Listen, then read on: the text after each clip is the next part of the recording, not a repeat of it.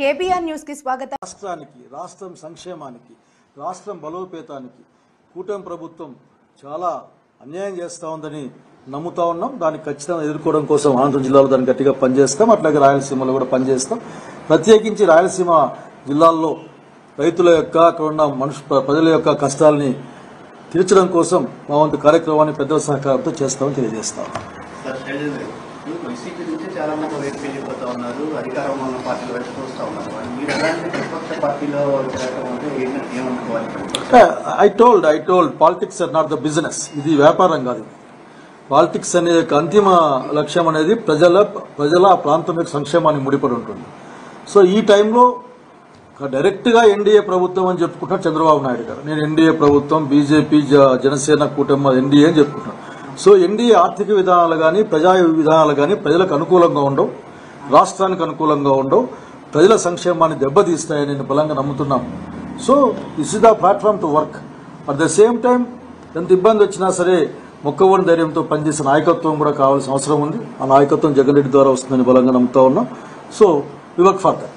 At the same time రాయలసీమకు కూడా, మా ప్రాంతం రాయలసీమకు, మా జిల్లాకు కూడా అన్ని విధాల ఒక సహకారం కానీ అభివృద్ధి కానీ జరగడానికి జగన్మోహన్ రెడ్డి గారి యొక్క చొరవ, వారి యొక్క ఆలోచన ఉపయోగపడుతుంది బలంగా నమ్ముతా ఉన్నాం. So working first today only the first day. But I cannot ఎక్కువ విషయాలు నేను చెప్పేవి నాకు ఏం లేవు. So this only one thing I tell. Politics అనేది అధికారం కోసం, బిజినెస్ కోసమే కాదు. పొలిటికల్ ప్రయాణంలో అధికారం వస్తే వస్తుంది. That's all. నేనే పెద్దగా ఆ విషయం గురించి ఆలోచించలేదు. నేను అనుకున్నాను, నేను చేశాను. బట్ అనేక మంది వచ్చే అవకాశం ఉంది అంటున్నాను, నేను కూడా వింటూ ఉన్నాను. బట్ నేను దాన్ని ఇప్పుడు చెప్పలేను.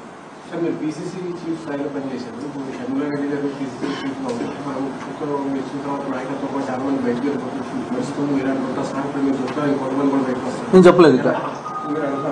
చూద్దామని చెప్పా, ఆలోచిద్దామని. ఎలా చూడాల్సిన అవసరం లేదు, ఎలా చూడాల్సిన అవసరం లేదు, ఎలా చూడాల్సిన అవసరం లేదు. దీంట్లో ఏంటంటే ఈ రోజు ఆంధ్రప్రదేశ్ రాష్ట్రంలో ఉన్న వాస్తవం ఇది.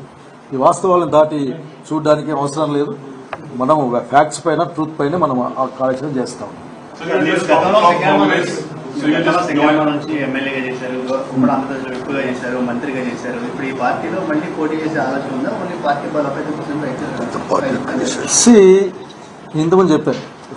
నేను చెప్పే పాయింట్ ఏంటంటే ఇది ఒక పాలిటిక్స్ అనేది ఒక ఫిలసాఫికల్ జర్నీ. దీంట్లో ప్రయాణం చేస్తూ ఉంటాం. పార్టీకి ఏది అవసరమో వాళ్ళు ఏం చెప్తారో అయితే దాని గురించి ఆలోచిస్తాం.